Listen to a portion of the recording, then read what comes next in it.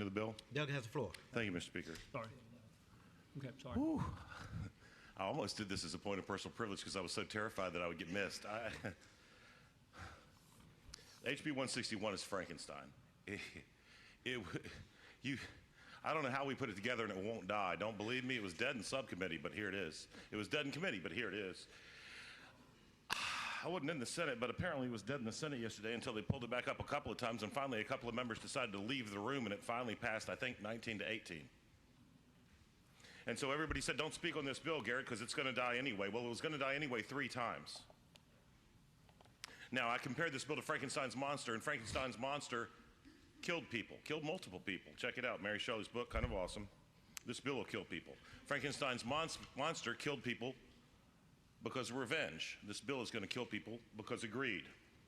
What does it do? Mark Stewart of the Live Casino website said, please don't put a casino on every single phone, in every single pocket, in every single car, yea, indeed, in every single middle school. That's what this bill does. This is easily one of the worst bills of this session.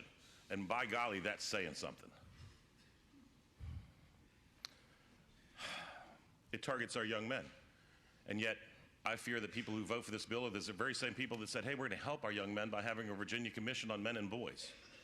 It specifically targets our young men and their dopamine receptors. They have studied this so thoroughly that they understand exactly how to get you to do what they want you to do when you poke your finger on the illuminated screen that is your cell phone. Our young men are in the crosshairs, and it targets our most vulnerable young men. Right now already, an estimated 50% of young men between 18 and 49 have these sorts of things on their phone, which brings me to my next point. Yesterday, the patron said, oh, well, just to be clear, this already exists in Virginia. All we want to do is tax and regulate it. Well, let me talk about some other things really quickly that already exist in Virginia. Should we tax and regulate human trafficking?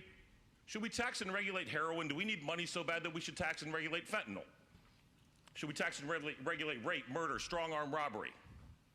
We don't tax and regulate things that destroy people because our responsibility is to try to form a more perfect union, not to cater to the basal instincts and the greed of people who wish to make money without regard for human life.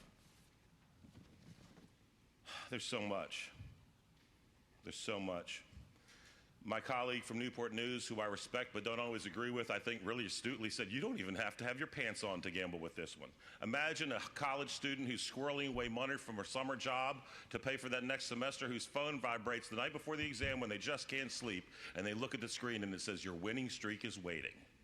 Before their roommate gets out of bed, that next semester's tuition may already be gone. Mr. Speaker, I was told not to say this, but I'm going to say it anyway. The amount of money that was spent by the people who were pushing this legislation numbs the mind. It numbs the mind. I'm going to be equal opportunity here.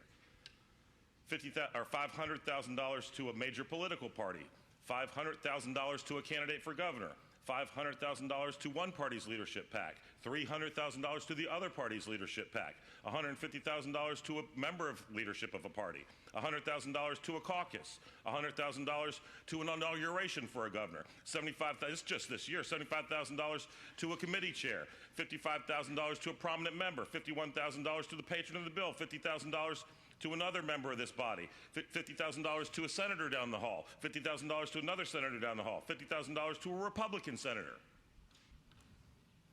Now, listen, I wish they'd have sent me money, I'd have taken it. And I'd have voted no on this horrible bill.